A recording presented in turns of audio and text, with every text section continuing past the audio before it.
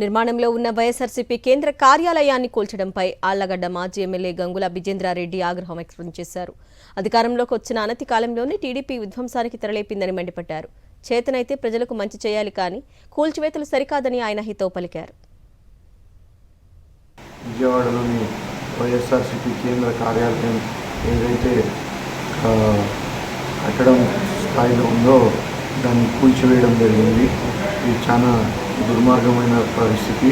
High court order ఉన్నప్పటికీ కూడా దాన్ని కూడా బేఖాతరు చేస్తూ సిఆర్డీ అధికారులు ఈరోజు శనివారం రేపు ఆదివారం 2 రోజులు సెలవు రోజులు తీసుకొని కేవలం కక్షపూరితంగా ఈరోజు వైఎస్ఆర్సీపీ ఆఫీస్ని పగలగొట్టడం జరిగింది. అది కూడా ఆ వైఎస్ఆర్సీపీ ఆఫీస్ చంద్రబాబు నాయుడు గారు ఇంటి నుంచి ఆయన పార్టీ ఆఫీస్కి వెళ్ళే దారిలో ఉందని చెప్పేసి ఈరోజు దాన్ని కూల్చివేయడం జరిగింది. ఈరోజు ఇట్లాంటి దుర్మార్గమైన ఆలోచనలు మానుకొని రాష్ట్రంలో ఏదైనా కన్స్ట్రక్టివ్గా వెళ్ళమని చెప్పి కోరుతా ఉన్నాము. ఏది కట్టే పరిస్థితుల్లో మీరు లేరు కాబట్టి ఇది గుర్తుంచుకోవాలా. ఖచ్చితంగా దీన్ని అందరూ కూడా ఖండించాలని చెప్పి. తాడేపల్లిలో నిర్మాణంలో ఉన్న వైఎస్ఆర్సీపీ కేంద్ర కార్యాలయ భవనాన్ని టీడీపీ ప్రభుత్వం కూల్చడంపై ఆ పార్టీ నేతలు తీవ్రంగా ఖండించారు. కక్ష సాధింపు చర్యల్లో భాగంగానే సీతానగరం వద్ద నిర్మిస్తున్న భవనాన్ని కూల్చివేశారని ఆగ్రహం వ్యక్తం చేశారు. నిర్మాణానికి అనుమతులు లేవంటూ గంటల వ్యవధిలోనే భవనం కూల్చివేయడాన్ని ప్రజలు గమనిస్తున్నారని మండిపడ్డారు వైఎస్ఆర్సీపీ నేతలు.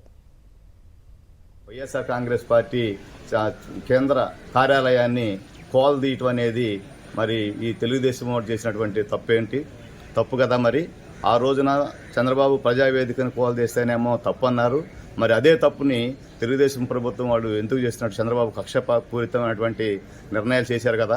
ఒకవైపు మొన్నటిదాకా మా కార్యాలయం పగలగొట్టారు, మా ఆఫీసులు పగలగొట్టారు అని చెబుతూనే మేము చాలా సామరస్యంగా పరిపాలన చేస్తాము, ఎవరికి ఇబ్బంది లేకుండా పరిపాలన చేస్తాం అంటూనే తొలి రోజే కేంద్ర పార్టీ కార్యాలయాన్ని పగలగొట్టడం అనేది అది సరైన చర్య కాదు.